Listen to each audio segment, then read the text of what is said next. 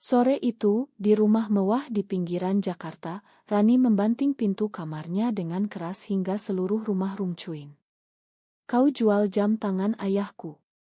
Jam yang ayah berikan untukku sebelum beliau meninggal, teriaknya pada ibu tirinya, Bu Sinta, dengan mata memerah karena marah dan air mata. Bu Sinta hanya berdiri diam di ruang tamu, ekspresinya dingin seperti batu, tapi di balik itu, ada sesuatu yang lebih dalam, sebuah rahasia yang selama ini disembunyikan. Rani, gadis berusia 20 genep tahun yang bekerja sebagai desainer grafis di sebuah agensi kreatif di kawasan Sudirman, baru saja pulang dari kantor ketika menemukan kotak jam tangan ayahnya hilang dari lemari kamarnya. Jam tangan Rolex tua itu bukan sekadar barang mewah, itu adalah kenangan terakhir dari ayahnya, yang meninggal karena kanker 5 tahun lalu. Ayahnya, Pak Budi, adalah seorang pengusaha sukses yang selalu mendukung Rani dalam segala hal, termasuk saat dia mulai menyadari orientasi seksualnya. Tapi Bu Sinta, istri kedua ayahnya yang menikah dengannya 2 tahun sebelum kematiannya, selalu menjadi duri dalam daging. Wanita berusia 45 tahun itu, dengan sikap konservatifnya yang kaku, sering kali memandang Rani dengan tatapan penuh penghakiman. Malam sebelumnya, Rani akhirnya memberanikan diri untuk coming out kepada keluarganya. Dia mengumpulkan Bu Sinta dan adik tirinya, Dito, di meja makan. "Aku suka perempuan," katanya dengan suara gemetar, tapi tegas. "Aku sudah pacaran dengan seorang wanita bernama Maya selama setahun ini." Reaksi Bu Sinta langsung meledak. "Kau gila. Ini dosa besar. Apa kata tetangga, apa kata keluarga besar? Kau akan menghancurkan nama baik ayahmu." Dito, yang baru berusia 18 tahun, hanya diam terpaku, tidak tahu harus bereaksi bagaimana.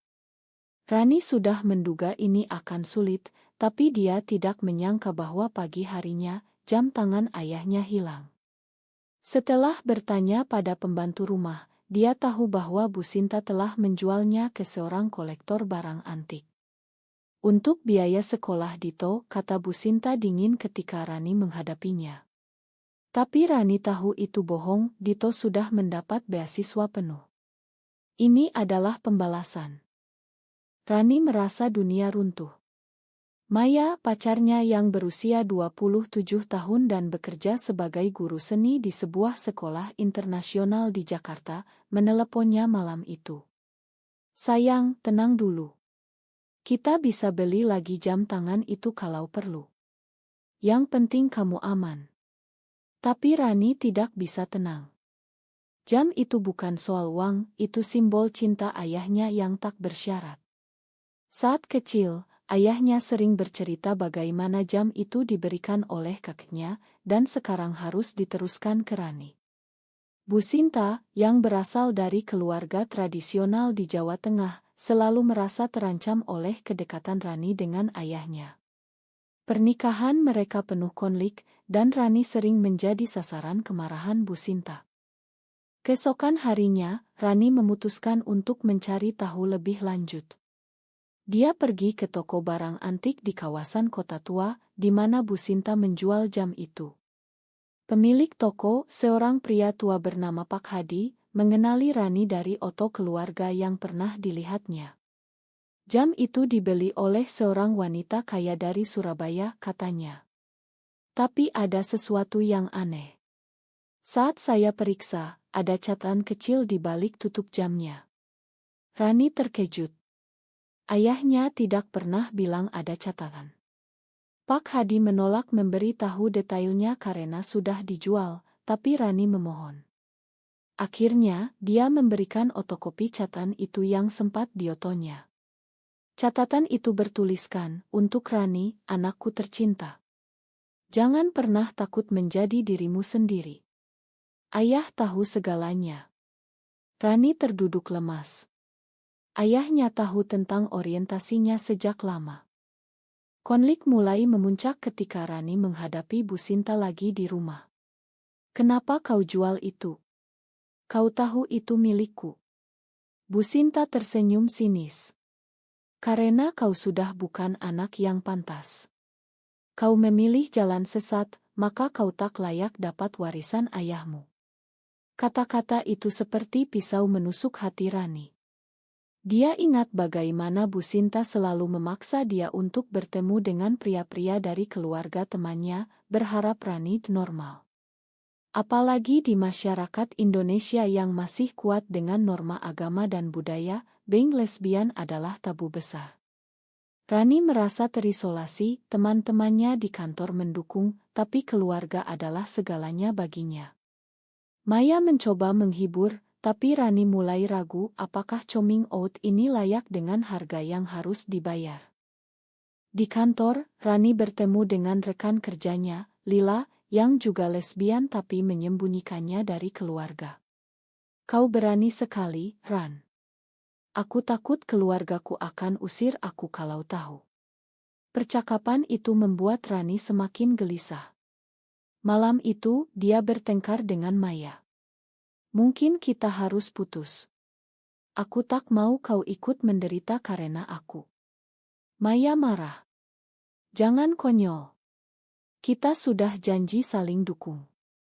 Tapi Rani merasa tertekan. Tekanan dari Bu Sinta, masyarakat, dan sekarang keraguan dirinya sendiri mulai menumpuk.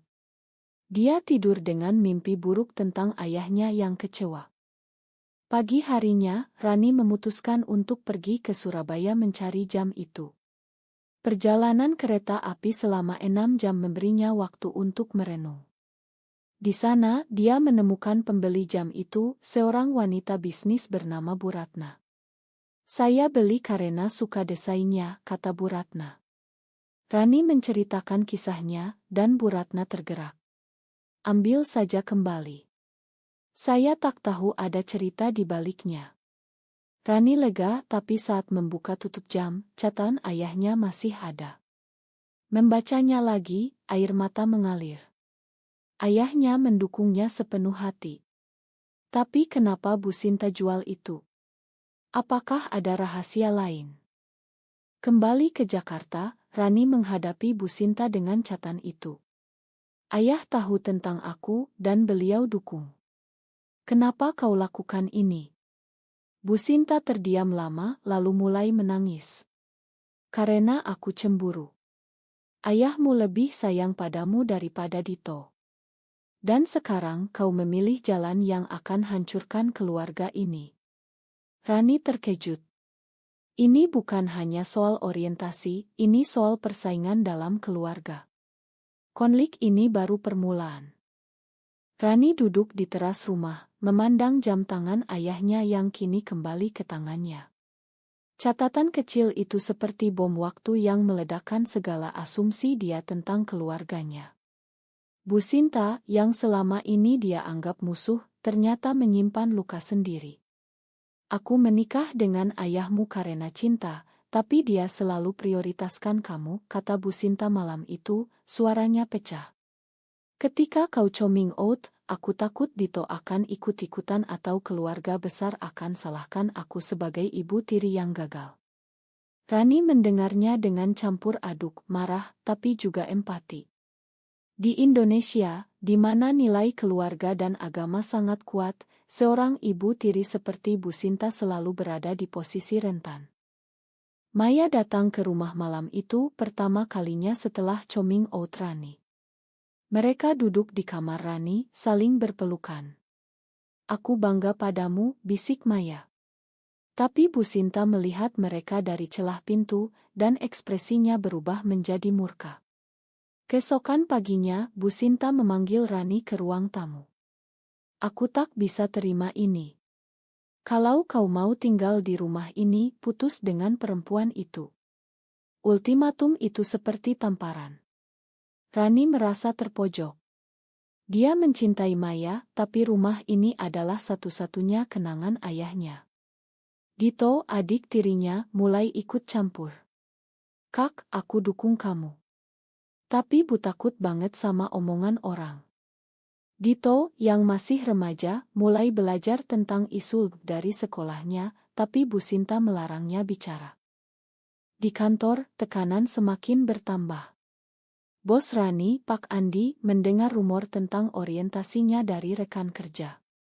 Meski Jakarta lebih terbuka, tapi di lingkungan kerja konservatif, ini bisa jadi masalah. Rani, fokus kerja ya. Jangan bawa masalah pribadi, katanya dengan nada ambigu. Rani merasa seperti dihakimi dari segala sisi. Malam itu, dia bertemu Maya di sebuah kafe di Tamrin. Aku capek, Mai. Keluargaku, kerjaanku, semuanya berantakan karena kita. Maya menangis. Jadi kau mau putus? Setelah semua yang kita lalui. Mereka bertengkar hebat, dan Maya pergi dengan marah. Rani pulang sendirian, merasa kesepian yang dalam. Keesokan harinya, Bu Sinta mengundang keluarga besar untuk makan malam. Tante-tante dari Jawa Tengah datang, dan topik pembicaraan langsung ke Rani. Kamu kok belum nikah, nak? Sudah waktunya cari suami baik. Bu Sinta sengaja memprovokasi. Rani diam, tapi di dalam hatinya, amarah mendidih. Setelah makan, dia konfrontasi Bu Sinta di dapur. Kenapa kau undang mereka? Untuk malu-maluin aku. Bu Sinta balas, agar kau sadar. Di masyarakat kita, perempuan seperti kamu tak punya tempat. Kata-kata itu menyakitkan, tapi Rani mulai mempertanyakan, apakah dia salah memilih jalan ini. Mungkin menyembunyikan seperti Lila lebih aman. Maya menelepon malam itu, minta maaf. Aku tak mau kehilanganmu. Mereka bertemu lagi di apartemen Maya di Kuningan. Di sana mereka bicara panjang lebar tentang masa depan. Maya berasal dari keluarga liberal di Bali yang lebih terbuka terhadap isu LGBT, tapi dia paham tekanan Rani. Kita bisa pindah ke Bali kalau perlu, usul Maya. Tapi Rani ragu, dia tak mau tinggalkan Dito yang masih butuh dukungan. Saat pulang, Rani menemukan surat dari Bu Sinta di meja kamarnya. Aku tahu catatan ayahmu. Tapi aku tak bisa ubah pikiranku. Pilih keluarga atau dia. Rani robek surat itu, tapi hatinya hancur. Konflik memuncak ketika Rani diundang ke acara keluarga besar di rumah omnya di Bogor. Di sana, rumor tentangnya sudah menyebar. Omnya, seorang ustadz lokal, mulai ceramah tentang penyimpangan moral. Rani merasa seperti diadili di depan umum. Dia berdiri dan pergi, tapi Bu Sinta mengejarnya. Kau malu-maluin keluarga, teriaknya. Di mobil pulang, mereka bertengkar sengit. Kau bukan ibuku. Kau cuma ingin kuasai warisan ayah, balas Rani. Bu Sinta menangis, mengaku bahwa dia menjual jam itu karena cemburu dan takut kehilangan kendali atas rumah tangga. Ayahmu pernah bilang dia tahu tentangmu, dan dia minta aku dukung. Tapi aku tak bisa. Pengakuan itu mengejutkan Rani. Ayahnya sudah bicara dengan Bu Sinta. Kembali di Jakarta, Rani bertemu Lila di kantor. Lila cerita pengalamannya, aku pernah coming out ke keluarga, tapi mereka usir aku. Sekarang aku hidup sendiri. Cerita itu membuat Rani takut. Malam itu, Maya datang lagi, dan mereka memutuskan untuk sementara pisah agar Rani bisa atur pikirannya. Ini bukan akhir, kata Maya. Tapi Rani merasa seperti mengkhianati dirinya sendiri. Tekanan masyarakat, keluarga, dan etika pribadi mulai membuatnya depresi. Dia mulai minum obat tidur untuk bisa istirahat. Pagi harinya, Dito mendekati Rani. Kak, aku baca tentang LGBT online. Aku dukung kamu. Dukungan dari adik membuat Rani tersentuh, tapi Bu Sinta marah besar ketika tahu. Dia larang Dito bicara dengan Rani. Konflik keluarga semakin dalam, dan Rani mulai mempertimbangkan untuk pindah keluar. Tapi sebelum itu, dia ingin tahu lebih banyak tentang ayahnya. Dia pergi ke makam ayah di Pukaret Biak, duduk di sana berjam-jam. Ayah, apa yang harus aku lakukan, gumamnya. Jawaban datang dalam bentuk mimpi malam itu. Ayahnya tersenyum, bilang jadilah dirimu. Rani bangun dengan tekad baru. Dia tak mau lagi tertekan oleh Bu Sinta. Pagi itu, dia konfrontasi lagi. Aku akan pindah kalau kau tak bisa terima aku. Bu Sinta terkejut, tapi balas dengan dingin, pergi saja. Tapi jangan bawa apa-apa dari warisan ayahmu. Ancaman itu membuat Rani marah. Dia hubungi pengacara keluarga untuk cek hak warisannya. Ternyata, ayahnya mewariskan rumah itu untuk Rani dan Dito, bukan Bu Sinta. Pengungkapan itu seperti bom. Bu Sinta panik karena selama ini dia mengira dia punya kendali penuh. Kau tak bisa usir aku, teriaknya. Rani tak mau usir, tapi ingin adil. Konflik ini menambah lapisan drama, bukan hanya soal orientasi, tapi juga soal uang dan kekuasaan. Maya yang sementara pisah, menelepon setiap hari. Aku kangen, Ran. Kapan kita ketemu? Rani ragu, tapi akhirnya setuju bertemu di sebuah pantai di Ancol. Di sana mereka bicara tentang mimpi mereka. Maya ingin menikah di Bali, meski pernikahan sesama jenis belum legal di Indonesia. Kita bisa lakukan secara simbolis, katanya. Rani tersentuh, tapi tekanan dari Bu Sinta membuatnya takut. Saat pulang, dia dapat pesan dari Lila, hati-hati, bos tahu tentangmu dan Maya. Ada yang gosip. Di kantor, Rani dihadapkan pada pilihan, promosi atau diam tentang identitasnya. Pak Andi bilang klien kita konservatif. Jangan bikin masalah. Rani merasa diskriminasi, tapi di Indonesia, perlindungan bagi LGBT masih minim. Malam itu, Bu Sinta mengadakan pertemuan keluarga. Dia undang om dan tante lagi, dan ceritakan semuanya dengan versi dia, Rani yang memberontak dan ingin hancurkan keluarga. Rani datang tak diundang, dan konfrontasi meledak. Aku tak hancurkan apa-apa. Kau yang jual jam ayah untuk balas dendam. Omnya campur tangan, ini dosa, Rani. Kau harus tobat. Rani balas, cinta bukan dosa. Debat sengit terjadi, dan Rani pergi dengan hati hancur. Dito ikut dia, Kak, aku tak mau tinggal dengan Bu kalau kau pergi. Ini membuat Rani dilema, tinggal untuk Dito atau pergi untuk kebebasan. Maya mengalami tekanan sendiri. Di sekolahnya, orang tua murid mulai gosip setelah melihat foto mereka di media sosial. Kepala sekolah panggil Maya, jaga image, iya. Sekolah kita religius. Maya marah, tapi takut kehilangan kerja. Dia cerita ke Rani, dan mereka saling dukung. Tapi Bu Sinta tahu tentang pertemuan mereka, dan mulai ancam Maya lewat pesan anonim. Jauhi Rani atau kau akan rugi. Maya takut, tapi tak bilang ke Rani. Ini adalah pengkhianatan pertama, Maya mulai ragu. Rani mulai cari dukungan dari komunitas LGBT di Jakarta. Dia ikut gathering di sebuah kai rahasia di Kemang. Di sana, dia bertemu wanita-wanita seperti dia, yang cerita pengalaman mereka. Keluarga butuh waktu, kata salah satu. Ini memberi Rani harapan.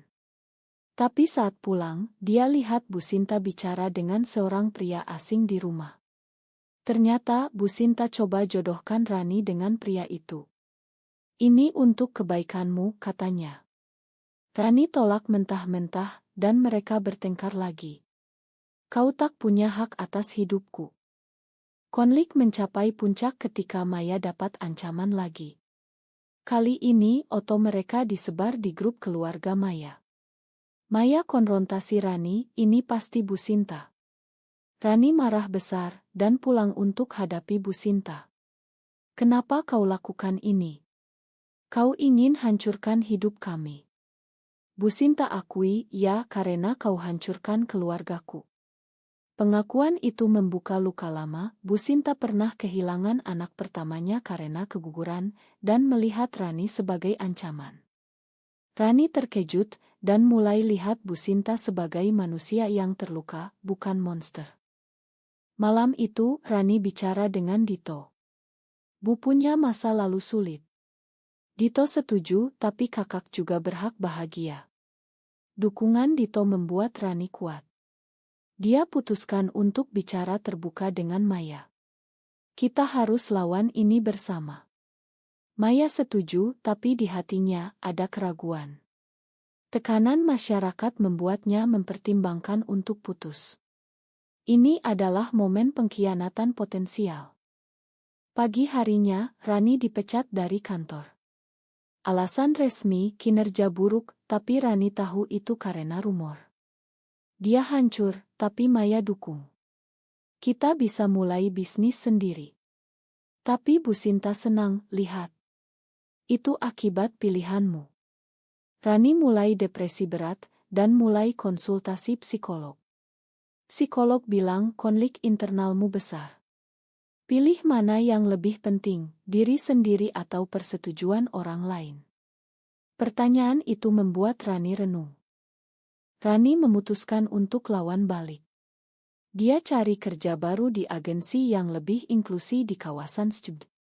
Di sana bosnya mendukung diversitas.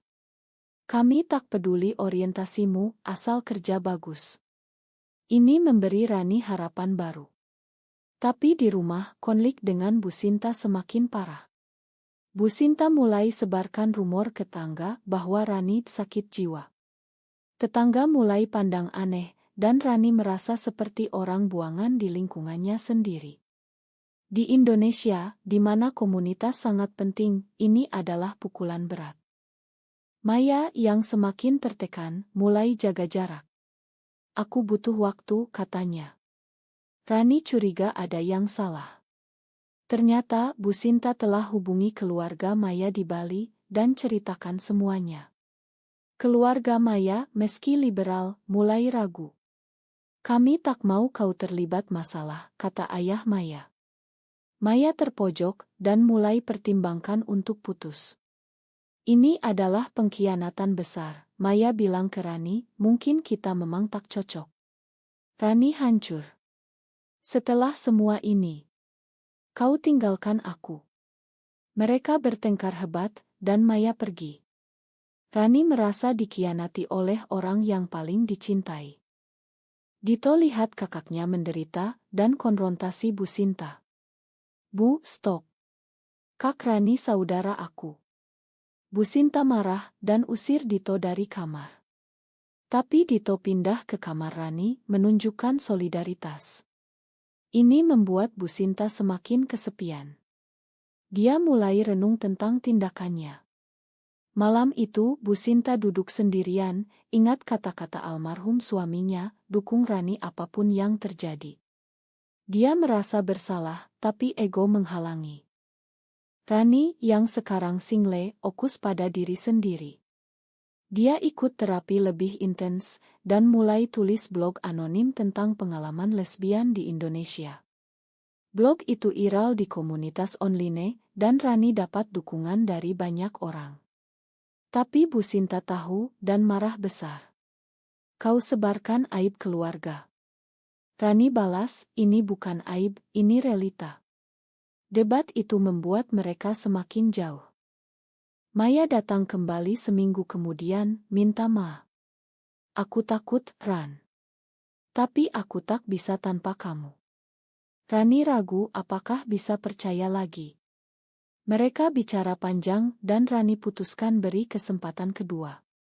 Tapi Bu Sinta tahu dan mulai rencana baru, dia hubungi polisi, laporkan Maya atas penyimpangan moral. Meski hukum Indonesia tak kriminalisasi LGBT, tapi di beberapa daerah bisa jadi masalah. Maya panik dan Rani marah besar. Kau sudah keterlaluan.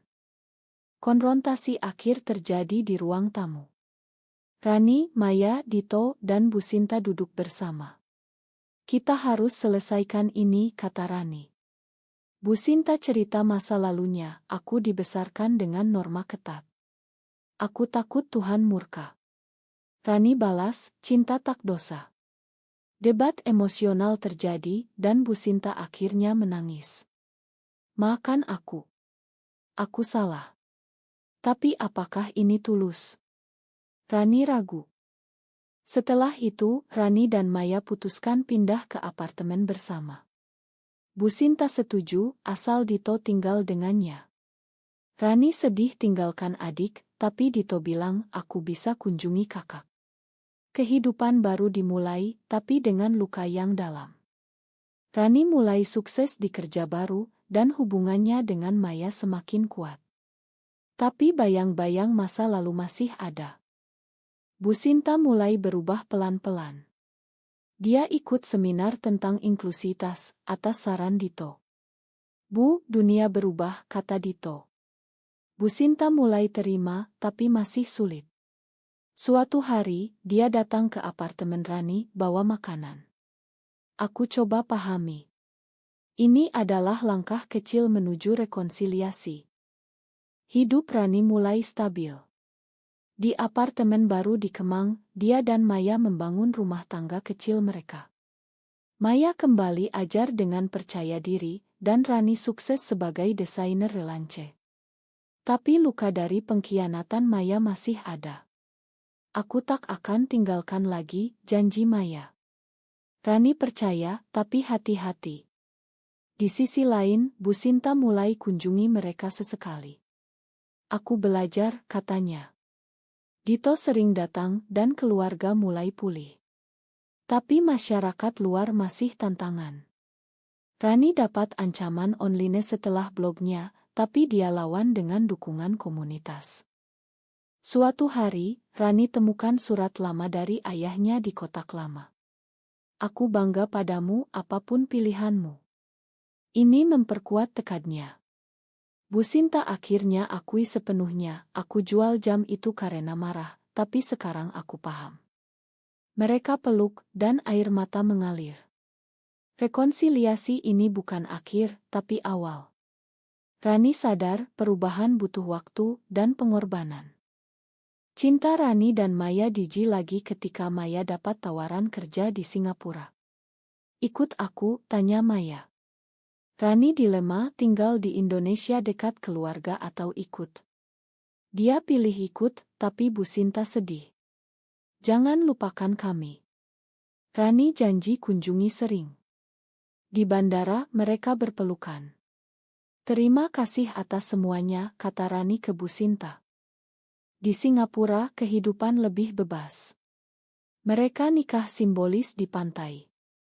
Tapi Rani rindu Indonesia dengan segala konfliknya. Dia tulis buku tentang pengalamannya yang jadi bestseller di kalangan muda. Bu Sinta baca dan bangga diam-diam. Kembali ke Jakarta untuk libur, Rani lihat perubahan. Bu Sinta ikut parade Pride secara rahasia. Aku dukung sekarang.